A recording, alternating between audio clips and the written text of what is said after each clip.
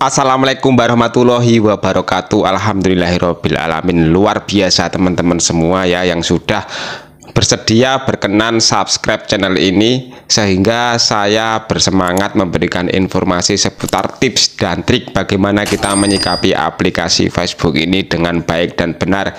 Insya Allah kita akan terhindar dari pelanggaran-pelanggaran yang fatal ya teman-teman. Itu harapan saya, tujuan saya seperti itu.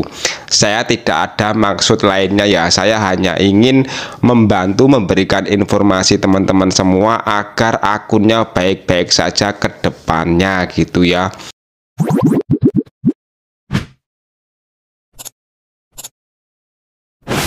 Agar terhindar dari pelanggaran, supaya nanti akunnya itu bisa diandalkan ya teman-teman. Jadi kita itu ngonten kan banyak modal ya, dari kotanya boros, internet boros ya, belum lagi kalau pakai wifi juga kita harus membayar bulanan gitu teman-teman.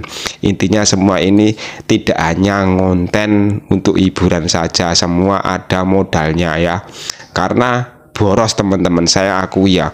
Kalau kita hanya ngonten terus fokus ngonten dan interaksi, sering melakukan interaksi menonton video sampai lama-lama gitu ya, sampai paketan habis, sampai berjam-jam, sampai berhari-hari, tapi kok nggak ada peningkatan, malah justru kita makin tekor atau intinya rugi teman-teman. Jadi penghasilan dapatnya cuma dikit, malah kena pembatasan karena perilaku yang keliru gitu ya. Jangan sampai terjadi pada akun kita teman-teman.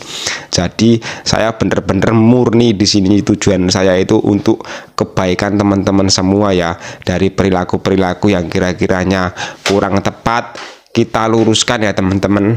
Seperti itu tujuan saya.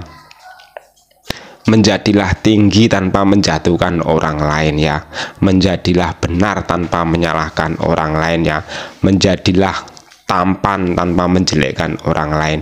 Intinya begini teman-teman, saya nggak ada maksud untuk menjatuhkan siapapun, dan saya tidak ada maksud untuk menjelekkan siapapun ya teman-teman. Di sini tujuan saya adalah untuk hal yang positif, untuk kebaikan teman-teman semua. Jadi untuk yang masih gagal paham, yang masih salah paham dengan statement ini, ya saya juga maklumi teman-teman. Intinya saya tujuannya hanya satu, untuk kebaikan semuanya ya. Saya juga tidak memaksa untuk teman-teman itu harus mengikuti statement ini jika teman-teman itu ragu ya. Pokoknya intinya ini hanya saya menyampaikan, jika mau diterima itu silahkan, kalau nggak diterima juga tidak apa-apa.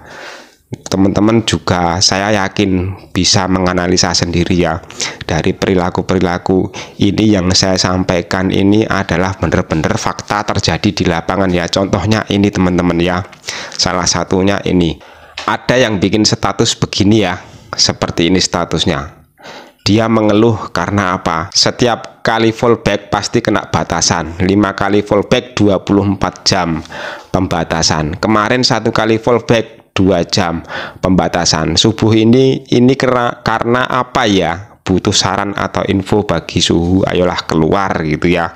Dia curhat di beranda teman-teman. Artinya dia setelah di follow sama seseorang, dia itu fallback teman-teman, melakukan follow balik.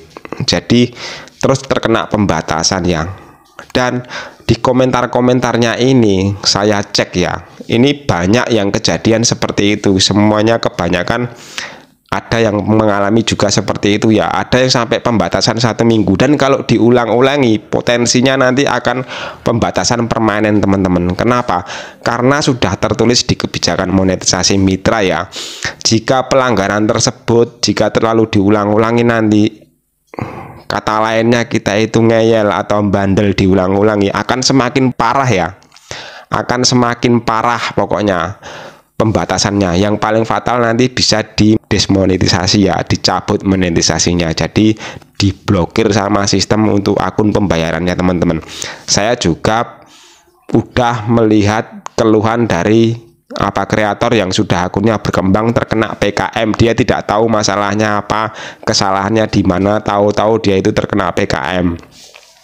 Setelah dianalisa, dia katanya seperti itu, dia suka balas budi gitu ya, suka membalas apa ini, follow balik juga. Terus kalau kita sudah melakukan saling klik profilnya, terus kita tonton kontennya di real to real, itu udah sama saja kita saling tonton ya. Nanti secara otomatis algoritma terbentuk di beranda kita, muncul gitu ya. Terus kita setiap hari melakukan keseringan seperti itu, saling tonton gitu ya. Dan karena sudah saking seringnya, kelama-kelamaan, sistem itu nanti akan memvonis akun kita itu sebagai perilaku yang tidak baik, yang tidak wajar gitu ya. Makanya kita langsung kena PKM dan nggak bisa disembuhkan teman-teman. Terus itulah akunnya tumbang seperti itu ya. Jadi segala sesuatunya jika kita melanggar dan dilakukan berulang-ulang berlebihan, dan perilaku yang keliru diulang-ulang berlebihan gitu teman-teman, pokoknya bakalan kena pembatasan ya. Mungkin ada toleransinya, nanti lama-lama kalau yang paling fatal itu langsung tidak bisa disembuhkan ya, udah nggak bisa dipakai akunnya teman-teman, seperti itu. Jadi silahkan ya yang mau apa itu, mau bereksperimen yang melanggar gitu, untuk sementara mungkin masih aman ya, silakan ya. Tapi saya yakin sistem ini pasti akan ada peningkatan kinerja dan akan memvonis untuk akun-akun yang melakukan interaksi tidak sehat ya, karena aturannya seperti ini teman-teman. Halaman dan profil dalam mode profesional bisa menghasilkan uang di Facebook melalui beberapa produk seperti iklan di reel, iklan in-stream, bintang langganan, dan Meta Brand Collabs Manager. Namun akses ke salah satu produk ini bisa dibatasi baik sementara maupun selamanya. Ingat ya teman-teman, selamanya. Jika halaman atau profil melanggar aturan tertentu, aturan ini meliputi kebijakan monetisasi mitra kami. Ini adalah aturan kami untuk halaman dan profil, pembayaran dan perilaku yang tidak autentiknya, pembayaran dan perilaku yang tidak autentik teman-teman. Terus-menerus melanggar PMP bisa mengakibatkan halaman atau profil Anda dilarang menggunakan fitur monetisasi kami untuk sementara atau selamanya. Nah, pokoknya udah jelas ya di sini ya, tertulis seperti itu, perilaku tidak autentik. Jadi kalau kita itu saling kerjasama, saling membantu, jadi saling balas budi, itu tidak autentik ya. Logika saja teman-teman ya. Setiap orang memfollow kita, terus kita follow balik semuanya, datanya itu semua keterkaitan ya teman-teman. Pokoknya udah jelas sangat keliru ya. Konsep Facebook Pro itu tidak seperti itu. Kalau semua saling kerjasama, saling mudah bersupport, saling mensupport, enak lah, nggak ada tantangannya ya. Jadi tantangannya konten kreator itu di sini ya. Yang pertama, kalau dia itu menjalankan sesuai prosedur, dia itu menaikkan jam tayang itu tidak mudah teman-teman, penuh perjuangan ya, harus bisa kreatif, membuat konten-konten yang kreatif, itu tuntutan semua konten kreator ya. Tantangannya seperti itu. Saya tidak ada maksud menyepelekan kalau membuat konten yang menarik itu mudah. Saya saja juga mengalami kalau kesulitan teman-teman ya. Tapi di situ ada tips dan triknya teman-teman. Tolong dicatat ya, ada tips dan triknya. Semua platform itu ya memiliki apa? Memang dia itu memiliki karakter yang berbeda-beda, tapi hampir semuanya sama teman-teman, seperti di YouTube, di Facebook itu hampir sama ya. Kalau kita menerapkan dengan satu tema, itu tujuannya agar sistem itu mudah mendeteksi akun kita teman-teman. Konten-konten kita itu nanti akan terdeteksi dengan satu tema. Itulah kelebihannya dengan satu tema. Makanya ini adalah trik tips kita ya. Cara kita ini supaya apa? Supaya akun kita mudah terdeteksi oleh sistem. Jadi kalau udah satu tema, nanti peluangnya bisa FYP ya teman-teman, bisa viral. Kalau FYP itu artinya apa teman-teman? FYP itu adalah yang direkomendasikan oleh sistem setiap ada audien itu yang suka dengan tema kita. Misalkan tema kita kan tentang komedi ya, nanti postingan kita itu akan disodorkan oleh sistem teman-teman. Oh, ini audien suka komedi ya, ini komedinya, kontennya si A, jadi disodorkan teman-teman. Kalau campur-campur, sistem itu susah mendeteksi akun kita teman-teman, seperti itu ya.